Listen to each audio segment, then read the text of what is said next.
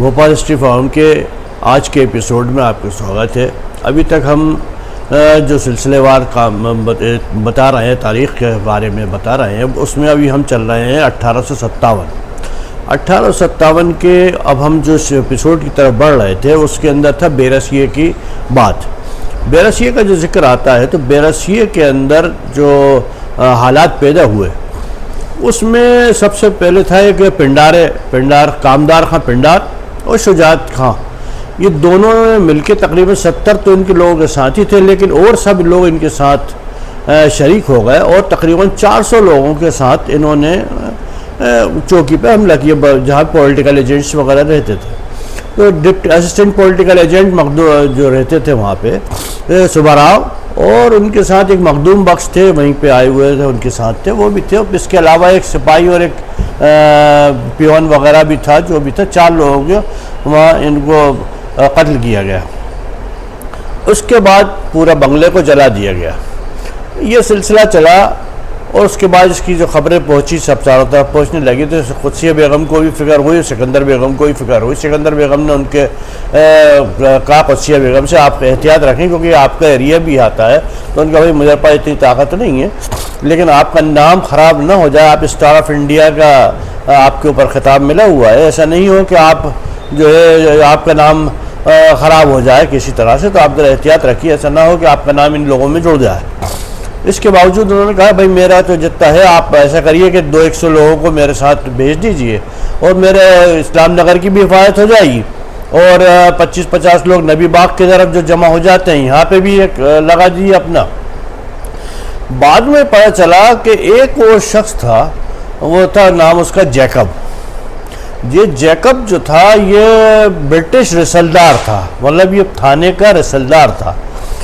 वो रिसलदार ने बाद में पता चला कि इसने उन लोगों का साथ दिया था म्यूटनियर्स का है। तो जब इसको जब पता चला तो इसकी जो तहकीक हुई तो बाद में इसको अलग से, यानी कि जब ख़त्म होने के बाद मार्च अप्रैल आते तक, इसको 58 के मार्च अप्रैल आते तक इनको सज़ा दी गई, फांसी की सज़ा दी गई। और उनको फांसी देने के बाद उनकी जो बेवा थी उनको फिर कुछ मुआवजे के तौर पे कुछ लिविंग के लिए स्पेंड करने के लिए कुछ पैसे भी दिया गया। ये हालात तो उस वक़्त बेरसिए और उसके अतराफ़ के थे। इसके साथ ही अब मैं चाहूँगा कि शाहनवाज़ भाई और आगे के हालात इसके बारे में या इसकी चीज़ों में जो एक मुख्तसर मैंने बता दी ये और बताना चाहेंगे, उसके बारे में बताएं। हम 1857 की भोपाल में क्रांति के ऊपर बातचीत कर रहे हैं और भोपाल में अंग्रेज़ों के खिलाफ भी बड़ी बगावत हुई थी आज़ादी के आंदोलन की। अभी तक जहाँ तक हम पहुँचे थे, अभी रिज़वान साहब ने बताया बेरसिया की बगावत। बेरसिया की बगावत का दरअसल वजह जो थी वो एक और थी। एक जो वहाँ के अंग्रेज पॉलिटिकल एजेंट के असिस्टेंट जो थे शुभ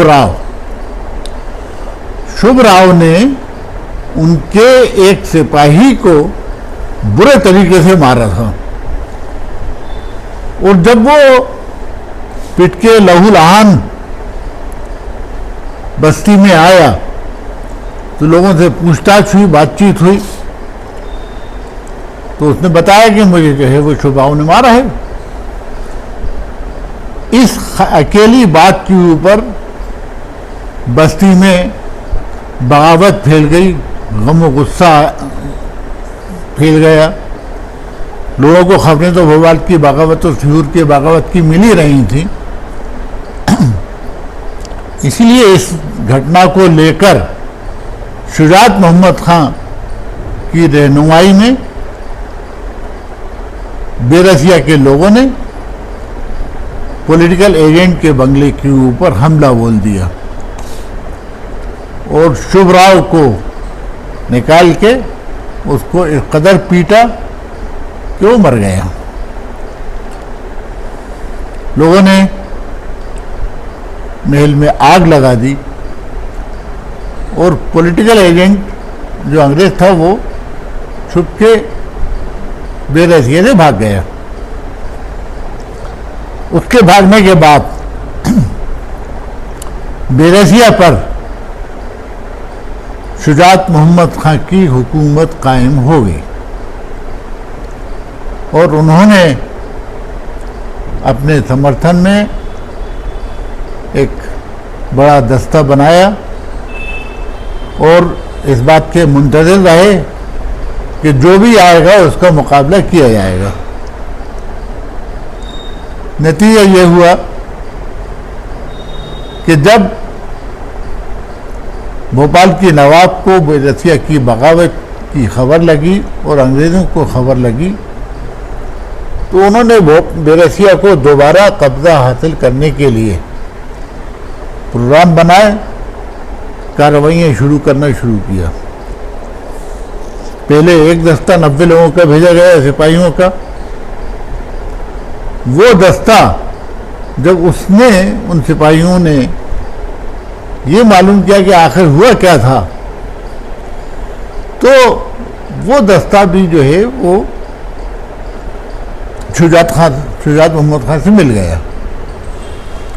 फिर 2-4 महीने के बाद फिर जो है दस्ता भेजा, फिर दस्ता, इस तरीके से 3 बार नवाब सरकार ने जो है वो कोशिश की कि किसी तरीके से जो है बेरसिया को कब्ज़ा हो जाए, लेकिन कब्ज़ा नहीं हुआ। बगावत फैलती गई, बेरसिया पर मुकम्मल शुजात मोहम्मद खान का कब्ज़ा रहा, उनके हिमायतियों की तादाद बढ़ती गई और ये सिलसिला जो है लगातार चलता रहा। नवाब सरकार और अंग्रेज़ बेरसिया पर कब्ज़ा करने में नाकाम हुए।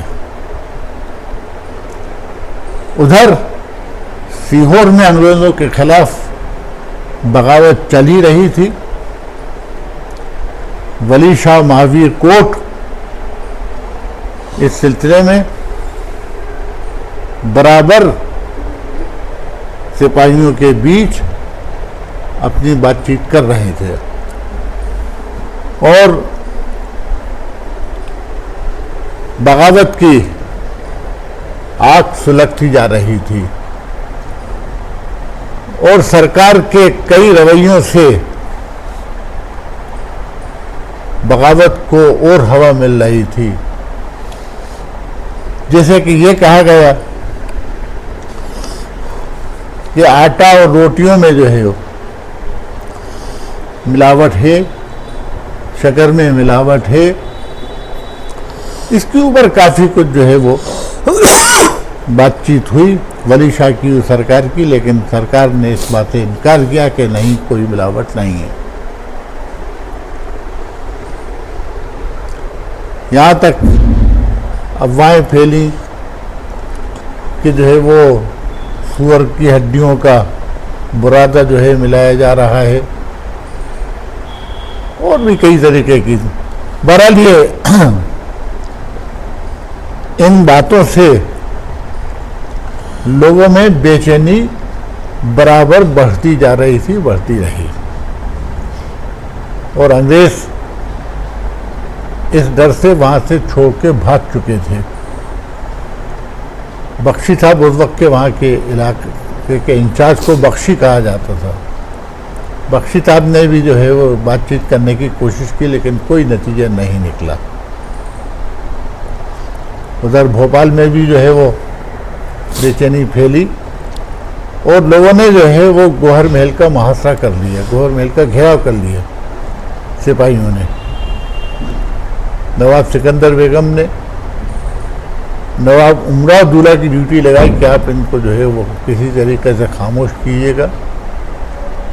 वो मांग कर रहे थे हमको सिकंदर बेगम को हमारे हवाले करो।